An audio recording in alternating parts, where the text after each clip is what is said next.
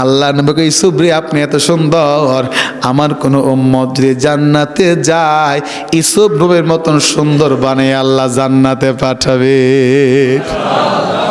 তাহলে আমরা যারা জান্নাতে যাব কার মতো সুন্দর হব? কার মতন? ইউসুফ আলাইহিস সালাম মতো। এই কথাটা কিন্তু আমার নবী আর ইউসুফ দুজন বলছেন। কোন জায়গাতে বলছেন? যেটা কোন জায়গায় বলছেন? কন্যা সুবহানাল্লাহ। এখানে আমার নবী এবং ইউসুফ নবীর কাছে অনেক ঘটনা ঘটেছেন, রাখলাম এখানে। এবার তৃতীয় আসমান থেকে আবার ফাঁকা জায়গা 500 বছরের রাস্তা পাড়ি দিলেন। বাড়ি দিয়া চতুর্থ আসমানের কাছে গেলেন। চতুর্থ আসমানের 11টা কত? 500 বছরের রাস্তা 11টা।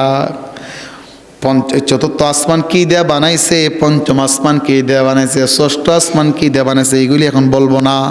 এটা অন্য এক সময় ব্যাখ্যাগুলি বলবো, এখন খালি আসমান আলামতগুলি বলি। চতুর্থ আসমানে উঠলেন, ওইটা দেখে হযরত ইদ্রিস আলাইহিস সালাম বসে আছে। ইদ্রিস নবীর সাথে কথা হইলেন আমার নবীর, অনেক লম্বা কথা, অনেক লম্বা কথা,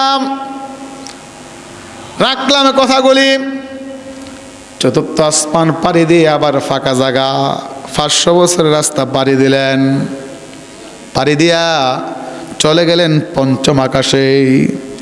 পঞ্চম আকাশের শুরু থেকে শেষ পর্যন্ত যে 11টা, পঞ্চম আকাশের 11টা মানে পুরা মোটারও 500 বছরের রাস্তা। সুবহানাল্লাহ।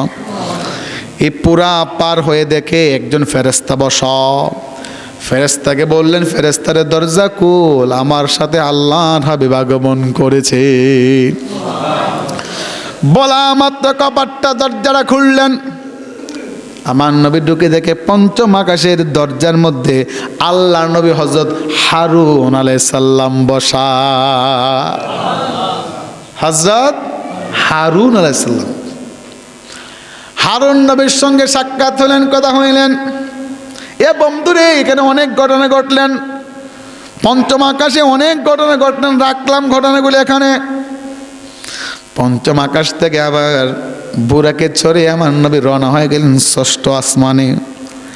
ষষ্ঠ আসমানে গিয়ে দেখে আমার নবীর চমৎকার একজন বন্ধু হযরত মুসা কালিমুল্লাহ। মুসা নবীকে প্রথম দেখছিলাম কোথায়? কবরে। প্রথম কোথায় দেখছিলাম? কবরে। এরপরে দেখছি কোথায়? বাইতুল মুকাদ্দাসে ইমামতির সময় নামাজে। এবার দেখছি ওই মিটিংয়ে। সুবহানাল্লাহ কয় না? 4 নম্বর দেখা যায় ষষ্ঠ আসমানের উপরে। কনা সুবহানাল্লাহ। আচ্ছা, আমার নবীর আগে কেউ যাইতে পারছে? বুরাক তো ফট করে জায়গা, কিন্তু গিয়া দেখে নবী একজনই, মুসা নবী একজন, কিন্তু একই সময় একজন নবীকে 4 জায়গায় বসায় রেখেছেন।